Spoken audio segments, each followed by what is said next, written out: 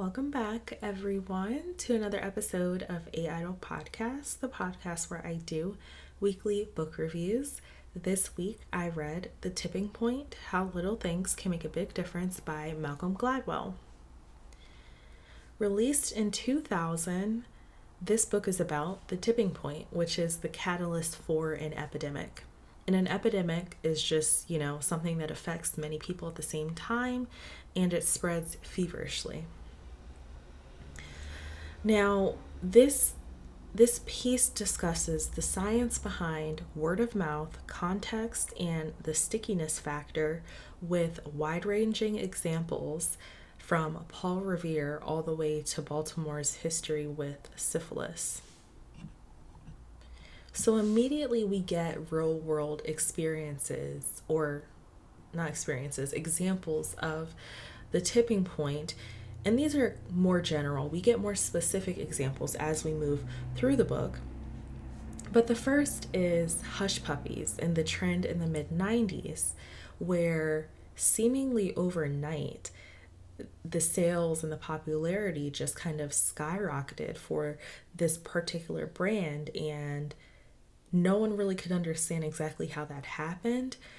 But when we look behind the scenes, a lot of it is just word of mouth. The trend being not necessarily discovered, but critical people within these communities just, hopping on the trend, and then someone would see their stuff, and then so forth and so on. But also, it doesn't have to be, always good stuff. We also we saw a steep decline in crime in NYC in the early 90s. So this is another thing where you could kind of attribute that to various things, but the real solution, or I guess the answer to what happened during that time period, a lot of things happened. So whether it's the crackheads kind of aged out by that time, or there were different policing tactics, various explanations.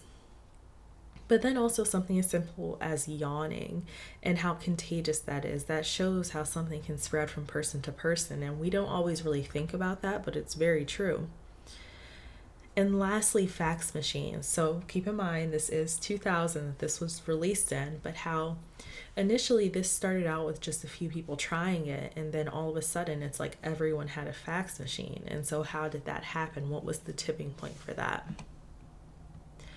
Now, before we break down further examples, Malcolm Gladwell is a journalist. He's been a staff writer at The New Yorker for a while. He also authored a few other books, including David and Goliath, Outliers, Talking to Strangers, and Blank. Honestly, I kind of associate him to books that are about the human experience and how we communicate with each other, because to me, his books are all like the fun learning parts of a psychology class to me. This is the stuff that I would always be interested in school, but you don't necessarily, get a lot of the detail that he puts into each piece. Also, the real life examples, I think, reinforce his message, but also it can keep you engaged, because some of these things that he's talking about, we've heard about all our lives. So, and lastly, before we get into it, again, the tipping point is when something dramatically changes, when something goes from normal to abnormal, whether that's an increase in sales or a drop in STD rates. It just depends on the situation. So when it comes to the tipping point, there are 3 rules of tipping. The first being law of few. So this is when we're talking about word of mouth, and not just talking to anybody, talking to people that are specifically connected to other social circles or other professional circles. Their word carries more weight, and their word goes a little bit farther than the everyday person. So really, it only takes a few critical players to start an epidemic. He discusses 6 degrees of separation, which I believe it's a book, but it's also, there's other iterations. I don't know if there's like documentaries or something, but basically just the idea that humans are more closely connected than we think. This is reinforced by an experiment by Milgram where they sent mail specifically to the wrong address in a completely different state, and it had the correct address on it. And so they wanted to see how long it took for the person that had it at the wrong address to get it to the person at the right address.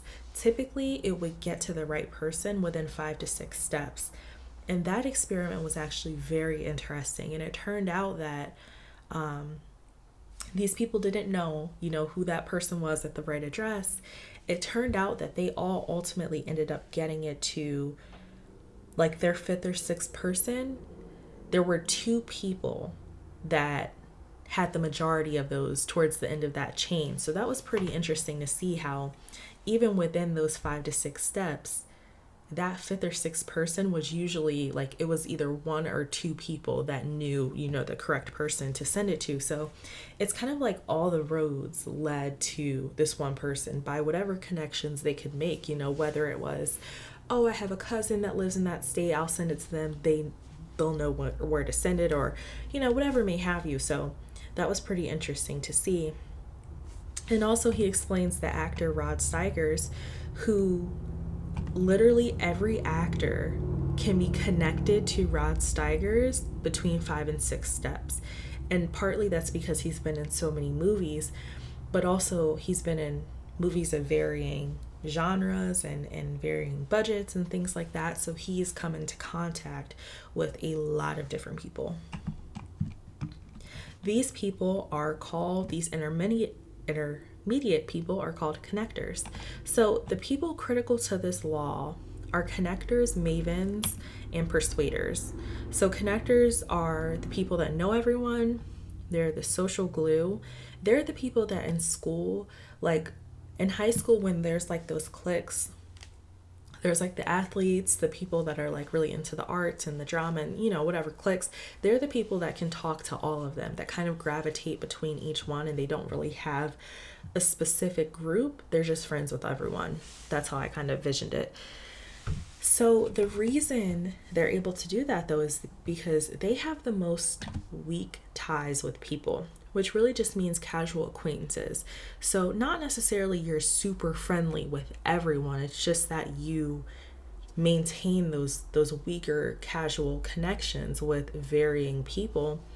And what we find is when you have a lot of casual acquaintances, you have more social power because they occupy different worlds than your regular friends. Just generally speaking, the people that you talk to the most, the people that you consider the closest to you, are within, this one circle, this one social circle, or maybe between 2 social circles. So you're not really encountering that many difference in opinions or different in actions if you're just talking to the people closest to you. So that's why the people that can move from group to group are so important, because they have access to different groups. Okay, so the next one, the mavens. Mavens are the ones who accumulate knowledge actively. They're information brokers, they're data banks. So they know a lot of stuff. And they're also socially motivated to tell you about the things that they know. They have a lot of marketplace knowledge. So these are the people that in the supermarkets, first of all, they know the true price of things, and therefore they know the best deals. They also know, this is something mentioned in the book, that let's just say a specific supermarket wanted to drive up sales for bananas. And let's just say that, for this review's purpose, that bananas are usually $1. Okay, so mavens know that. So they know that if they don't change the price and they keep it at $1 and they just slap a sale sign over it, they know that that's false advertising because it's always $1. So these are the type of people who will notice stuff like that, and they will also tell other people of things like that. And in the book, Gladwell actually interviews Mark Alpert, who is a maven. And Mark says a maven is someone who wants to solve other people's problems, generally by solving his own. And then Gladwell kind of came back and said, vice versa as well. A maven solves his own emotional needs by solving other people's problems. So it's kind of like a fulfillment situation for them. So mavens want to help because they like to help. And that is effective word of mouth. So it's not that they know a lot of people, it's just that they know a good amount of information and they're motivated to share that accurate information with people. So even if they don't know, maybe they know 10 people and a connector knows 100, he's telling this maven is telling those 10 people, the breakdown of the pricing of bananas or something like that. So those 10 people now have very accurate information. Connectors, this sums up what I just said. Connectors may know more people and recommend to all, but a maven will know fewer but make a more compelling case for you to take their advice. Now, it's also noted here that Paul Revere is both a connector and a maven. And that's important because, first of all, maybe I was not listening in history class. In history, I really enjoyed history, but I did not know that there was another quote unquote Paul Revere that took a ride very similar to Paul Revere to different areas to kind of, warn the towns that the British were coming. I didn't know about that person. And that's because that person's ride was not successful at all. Whereas Paul Revere managed to garner so much commotion that the British weren't able to just run over and do whatever they wanted to, that they really received a lot of pushback. So I thought that was interesting as well. Maybe I was taught about the second rider, but it didn't stick with me. Funny enough, we're going to talk about stickiness factor in a second. Now, the third critical player when it comes to the law of few is a salesman. So this is very self-explanatory. I didn't write much about this particular role because they're just the persuaders. They're the ones who are able to convince the unconvinced, which is very important and very critical for tipping. Because even when you think about it, when it comes to like elections and things like that, you'll often hear that if you're hardcore this or hardcore that, no one's really gonna, pander to you because they already know how you're gonna vote. It's the people in the middle that are unconvinced that they have to really go towards and try to get their votes, because those are the people who really matter. So if you look at this in terms of the tipping point, the people who are already going to do X, Y, and Z, whatever, we're going to leave them alone because we know that's how they're going to conduct business. The people that are going to do A, B, and C, we know that's what they're going to do, leave them alone. The people in the middle that are unconvinced, those are the people critical to tipping in either direction. There was an interesting nonverbal news study between ABC and Peter Jennings, which shows that there was an unconscious bias. And I think it was because he would smile unconsciously when he was talking about certain politicians. And that actually did lead to a bias in the way that their viewers voted. So that was kind of interesting. But, it doesn't have to be somebody that's in your face trying to convince you of something. It could be nonverbal unconscious bias that tips you in either or direction.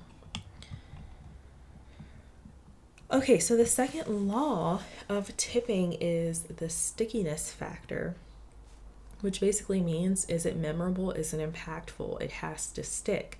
Surprisingly, this chapter talked a lot about Sesame Street and later on Blue's Clues. So first of all, I didn't know that Sesame Street was specifically curated with psychologists and different child development professionals. It was specifically put together to capture a child's attention, but also to teach them something. And there was a lot of research that went on behind the scenes. Maybe it's just because I'm young, but I didn't know that. And Blue's Clues as well. Like, they were testing these shows and tracking the eye movement of the child and all this other stuff. There was a lot of effort put into these TV shows.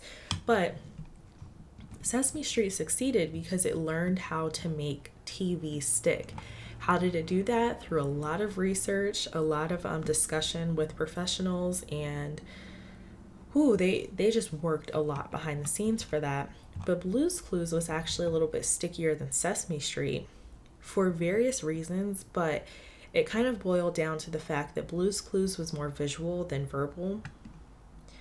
And they were more picturesque. There were less characters, and the jokes were straightforward, and the names for the characters were very literal. But that's also a lesson that I feel like they learned off the backs of Sesame Street, because they built on a lot of the lessons that Sesame Street already had learned, and then they took it a step further. Another example during this chapter was the tetanus college experiment. So they were just, they would talk to these college students about the side effects of getting the tetanus shot, and it would either be very in-depth side effect explanations or it would be very general. And what they found, that it didn't really matter whether or not they told them, what the shot could do. It didn't matter how gruesome they got into detail. What they actually found is that what gave them results was putting a map on the information packet and telling them where they could get the shot. So regardless of whether or not they got the gruesome, hardcore side effect document or the one that just glazed over it, what mattered was there a map showing them where they could get the shot, which was crazy to me. But once the advice became practical and personal, it then became memorable, and then they went to the student health center, which they actually already knew where it was. So it's crazy that just tweaking that one thing that doesn't really have to do with the shot. It just has to do with, where can you get the shot? Okay, it's down the street. Okay, cool, I'll go. That was crazy. And Gladwell says, but a small change is often all it takes. Crazy. All right, the third law is the power of context, which is the only law that got 2 chapters. So context is just the facts surrounding or preceding the situation. Humans are a lot more sensitive to their environment than they seem. This can be explained by various different concepts, but the first here is the broken windows theory, and it's an epidemic theory of crime. So basically, the broken windows theory says that if a building has broken windows and people just walk past it and no one decides to fix it and it stays like that for a long period of time, gradually that community will kind of go into anarchy. And not necessarily that extreme, but it's kind of like broken windows and no one fixing it symbolizes, as well as graffiti, symbolizes the collapse of a system. And it's a small expression of disorder, but then that'll kind of tip off, let's say, people that like to rob people, what are they called, burglars, to say, oh, no one really cares about this community, so I can do whatever I want. And then it goes on from there. So it's the idea that crime is contagious, and that's kind of an unconscious thing, but that's one of the small things that can push something over the edge and start a crime epidemic or reverse a crime epidemic. Another example is the research done by Hugh Hartshorne and M.A. May. This is where they tested students on cheating and whether or not different scenarios would garner greater results for cheating.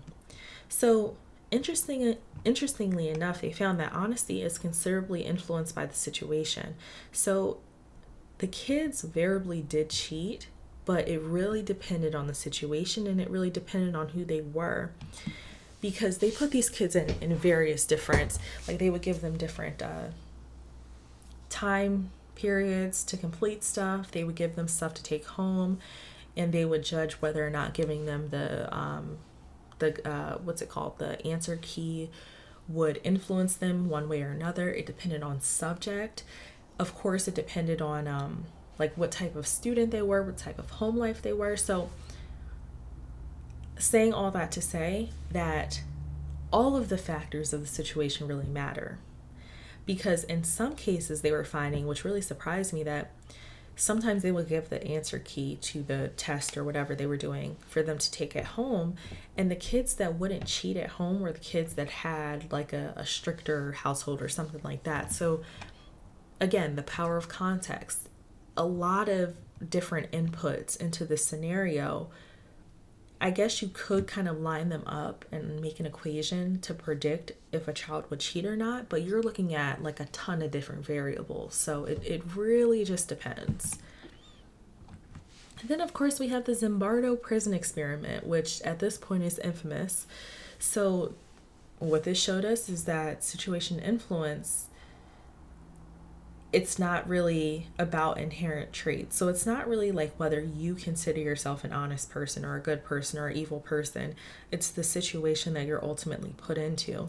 So an example of that that's not as extreme as the prison experiment is, you can say that, oh, well, my friend is super generous because he always gives to his friends, but he doesn't really give to his family. He's not generous to his family. So then would you classify this person as generous or not? Would you classify this person as selfish or not? Nuance. It depends on which situation we're talking about. It depends on the context of the situation. Fundamental attribution error, FAE, is something that describes how we overstate the importance of fundamental character traits like honesty or, whatever, integrity. And we underestimate the importance of the situation and the context. So actions are guided by the immediate contextual situation and not by your convictions. There was an example in the book where these students, I believe it was like a religious school, and they had them do like a talk or a speech on the Good Samaritan from the Bible, which, it's a story about how these two guys kind of walked past this Samaritan that was not Samaritan. No, these two guys walked past this guy that was struggling on the ground, whatever. And then this Good Samaritan comes up and helps the person. So it's like, are those two people that walked past bad people? They literally recreated this. So they had the students construct this speech, and they would say, okay, you have to go to this building to give the speech. And in between those buildings was a person that was literally on the ground and needed help or something. And they found that it didn't matter. Oh my gosh, it didn't matter whether or not these kids thought that they were good. What really mattered is if in between those two buildings you said to them, oh, hey, we're running late, we really got to get there, they wouldn't stop, because that was the immediate context. But if a student, if you told them, oh, we're a bit early, so I guess we'll have time to kind of go over this stuff a few minutes beforehand, most of those students would stop. So again, it reinforces that it's really not about whether or not you think you're good or bad. It's about the context of the situation. And when you really think about this example was not in the book, but you see so many shows like The Walking Dead where it's like the world is thrown into this, it's like this apocalypse, and people suddenly have to decide to do what's right for them and their family. And that's where you start to see people turn into these quote unquote evil people, but the context of the situation has changed. We're no longer living in this world where everything's nice, everything's fine, and there's structure. The world has essentially ended how we knew it. So I was just thinking about that example as I was reading. Okay, so part 2 discusses really the capacity of humans. The channel capacity is a psychology concept that explains that we really can only process so much raw information at a time. So they found that there's this magic number 7 via George Miller. Basically, we can remember 7 numbers. That's it. If we go beyond that, it's going to be very difficult for us. So that's kind of why cell phone numbers and numbers in general are 7 digits long. The evolutionary biologist S.L. Washburn has theorized that humans used to live in very small groups, and obviously there was not a lot of transportation in between groups. They stayed with those same people, and they worked with those same people to feed their families. And we have evolved over time to strongly feel for very few people, the people in our immediate vicinity. We care about the short distances that we can hunt or whatever, and brief intervals of time, because we're not thinking far ahead. And I'm talking about like way, way, way back before technology and all that stuff. You're not thinking 10, 15 years ahead. You're thinking about now. So that's kind of an example or a potential explanation for why we just don't have the capacity to remember, long numbers. Like, we don't have the capacity to remember a 30-digit phone number. That's not practical. Anthropologist Robin Dunbar researched a few things, and when it came to social capacity, he found that a larger neocortex in the brain is related to larger group dwellings. So there are certain primates that have smaller neocortexes, but they kind of don't really have to interact with as many primates as the ones with the larger ones. Then we get to the rule of 150, which I have never heard of before, but this is another subtle contextual factor. So it says that humans can generally know 150 people before they cannot connect as well anymore. And by know, I mean, like, let's say you have 10 people in your family. We're talking knowing their spouses and their, so the connections, the different connections that you have, and how after 150 it gets to be difficult. And a cool example is I hope I say this right, the Hutterites, which have a similar roots as Amish and the Mennonites. So they kind of organically figured this out, where once their group starts approaching 150 people, they automatically split, because 150 is when the group ethos start to change. It's when you start to see subgroups form within the larger group, because everyone can't connect to everyone. It's too big now. So they start dividing and segmenting into further groups. And I thought that was very interesting. Another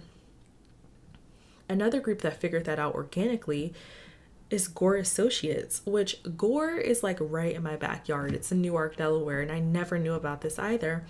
But they also keep their plants to 150 or less. And I have not done, because again, this book was released over 20 years ago, I have not researched if this is still true. It probably is, because it seemed to be going very well for them back then. But they take it a step further, where they don't have clear executives. All of their titles are just basically associates, and their reasoning is that if everyone knows, if a number under 150, let's restart that sentence. If there's one plant and the number is under 150 people per plant, people are more likely to know everyone in whatever department. They know them well enough to know each person's skills and strengths, and they trust them to handle their own specialty. When you're dealing with thousands of people in one plant at a time, I guarantee you the salesperson does not know necessarily what's happening on the line, or the HR person, even though it's kind of their job, they don't know everything and everything happening. And that can kind of interact with their job, because then they can't really diffuse situations or even speed up production to make it more effective, because they don't really know these people. So they're just kind of going off of surface level things. So, and that whole concept is called transactive memory, which is just joint memory. It's really leaning on the people around you to know that they know something. They know certain things. If you're in a family, maybe the father is the person that is the IT person. So you don't have to worry about computer stuff, because the IT person in the family is going to handle that. So you can focus on other stuff. So I thought that was very interesting. And I thought it was interesting that they all figured this out on their own, just looking at the business model. With the Hutterites, they just looked at is this, a good environment for us? Are we all thriving? Do we all know each other? Can we work well together? And whatever may have you. So that chapter was very good. Okay, so writing style. I've said things like this before, but I'll say it again. I think that Gladwell is probably one of my favorite people to read because he puts so much effort, very clearly, he puts so much effort into these books. It's kind of a straightforward structure. In my mind, at least, it makes a lot of sense. It's like a stacked outline. So first he defines the tipping point. He introduces, the concept, and he gives us examples that reinforce the definition, where he uses history as a tool to explain this concept. Then he explains the correlation for this specific book to epidemics and the greater conversation of epidemics. Then he gives us the 3 rules of the epidemics. He breaks down each with concepts that are external, and from sociologists and psychologists that, we maybe not are familiar with, but they also reinforce the idea of a tipping point. And this is, of course, repetition. Then he gives us further examples and case studies that are full examples that hit on every aspect of a tipping point. And these tipping points are kind of like the perfect thing because they adhere to all the rules, and he breaks down in 1 chapter per example and gives us that information. Then he closes with a conclusion, and in the version I have is an afterword that further explains some of the real life examples that were going on during that time period. Each chapter kind of has a structure as well, where you open with a well-known example of a tipping point or a well-known figure or a well-known epidemic. You analyze the situation and explain the tipping point. You break down the technical aspects defined by Gladwell. Then it's intercut with varied support, and it closes with the last thoughts on the first example. And throughout all of this are various references. So you can also tell that there was a heavy discovery phase, pre-book meetings with certain figures, in particular the figures, the mavens, the connectors, and the salesmen, because he had interviews with everyday life people that embodied, that law of the law of few. So,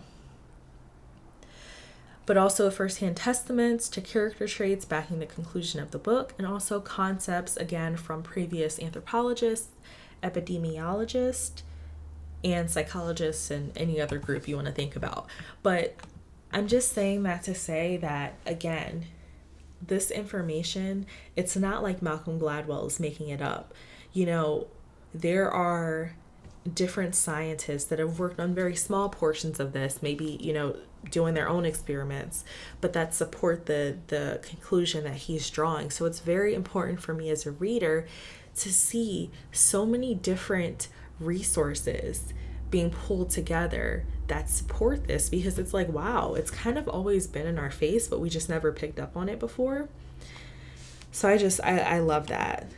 And that's also the reason it takes me a little bit longer to read these books, because I'm writing down the names of these people and I'm trying to look up, the research papers that they may have released on the different things that they were doing, and, whatever.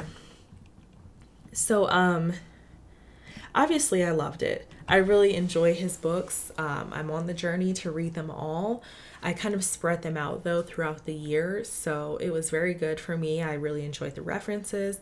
I enjoyed the structure of the book, and how he broke down the tipping point as a whole.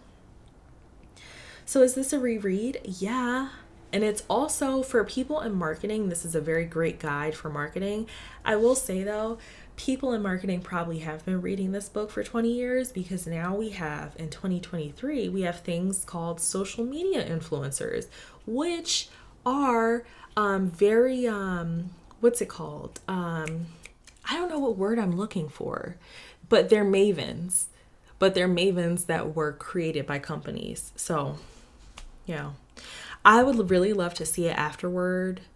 I want to selfishly say in 2023, because the pandemic, as well as social media and the internet and all that stuff. However, I think we probably need another 10 to 15 years to really assess the effects that both the pandemic as well as social media has on this generation. But I really think that that's probably the reason we have those things like social media, is because of the tipping point. So not necessarily, let me back up. The reason we probably have influencers is because of the tipping point. So I think everything, they've probably taken notes and they've recognized that, oh, you only need a few people to push a product. All right, let's see if we can get these influencers. We can pay them a little bit of money and they can make us a lot of money.